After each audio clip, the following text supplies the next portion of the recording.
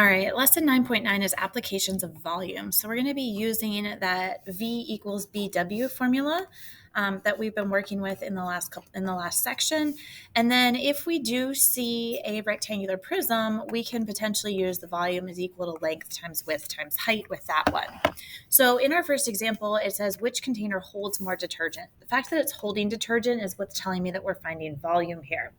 So if I look at Soapy Suds, this is a rectangular prism. So I have length, width, and height. So I can very easily use the length times width times height formula. So in this one, my length is 12, my width is 8, and my height is going to be 13. Grabbing my calculator then, multiplying 12 times 8 times 13, I get 1,248. What are our units going to be since we're talking about volume? Our units here are going to be inches cubed because volume is a three-dimensional measurement. In this one right here, I notice that it does have a triangular base that's on the top and bottom, and it's connected by all of these triangles here. So this is a rectangular prism. So what I'm going to do here is I'm going to triangular prism. So the first thing that I'm going to do is figure out the area of that triangle part. So I'm calling that B here, and it's going to be 1/2 times the base of the triangle times the height of the triangle. Looking at this triangle on the top, I can see the height, and that's going to be perpendicular to the base, which is right here. That measurement shows up on the bottom. So my base is going to be 13, and my height is 8 then. So 1/2 times 13 times 8 is going to give me a B value of 52. My W then is what connects the bases together. So if I have the base here, the W is this 9 right off to the side. So for this one, my volume is equal to capital B times W. Capital B is going to be 52, and my W value is 9. So 52 times 9 is going to give me 468, and again, my units are still inches cubed. So which container holds more detergent? Soapy Suds is going to hold more, and the reason being that the volume is higher.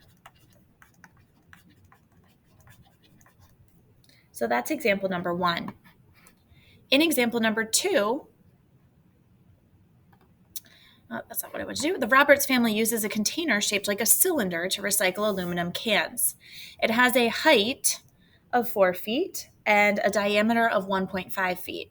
The container is full. How much do the contents weigh if the average weight of aluminum cans is 37 ounces per cubic foot? Round to the nearest tenth. So in a cylinder, I'm going to have a circular base and then that piece kind of joining it around. It says the diameter is 1.5, so that's going to go all the way across. That tells me then that my radius is half of that, or 0.75. So when I do my cylinder, I need to first figure out the area of my base, which is our circle. So that's pi r squared. So that's going to be 3.14 times my radius is 0.75 squared. And I'm jumping right into the 3.14 because we're going to actually want a number answer here. So if I do 3.14 times 0.75 squared, I get 1.76625. It tells me in the problem that I can round to the nearest tenth, so I'm going to round this to 1.8 for the area of my base here. The W is what connects the two circles together, and that is really the height that it talks about here. So that height of 4 feet is actually my W. So B is 1.8 and my W is 4. So finding the volume of this container is going to be B times W. So I'm going to have 1.8 times 4. So that volume, what did I do here? I messed up on my answer key. 1.8 times 4 is going to give me a volume of 7.2 cubic feet. So that height of 4 feet, there we go. So the next part is the average weight of aluminum cans is 37 ounces per cubic foot. That is a rate, so it's 37 ounces, and that's for 1 cubic foot. So I'm going to set this up as a proportion. So I have ounces on the top, cubic feet on the bottom. The other number that I know is the volume of the container, which is 7.2 cubic feet. So that's going to go down here on the bottom. That's going to be X ounces up on the top then. So if I do 7.2 times 37, I get 266.4 is equal to 1 times X. So 266.4 ounces is the answer for the weight of the cans here. In example number 3, which holds more cake batter? 1 rectangular pan or 2 round pans? So the rectangular pan has length, width, and height. So the volume of this one is just length times width times height. So 13 times 9 times 2, which gives me a volume of 234 cubic inches. For the cylinder, I am going to have the circle on the top, and it has a radius of 4.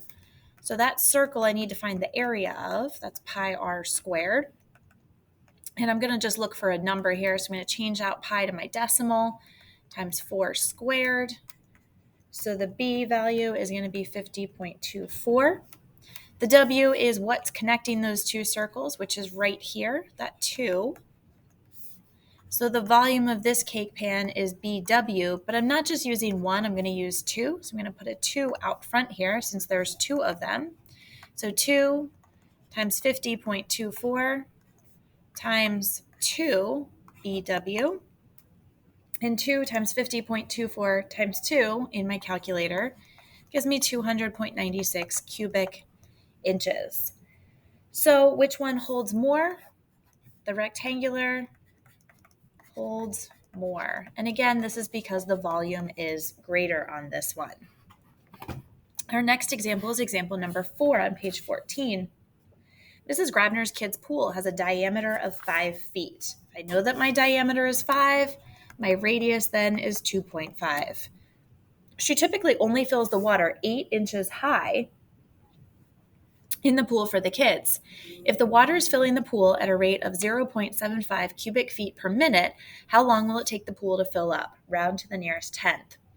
So we have a little bit of an issue here because I'm seeing feet and then all of a sudden I see inches. But when I look at my final answer, it's got feet cubed.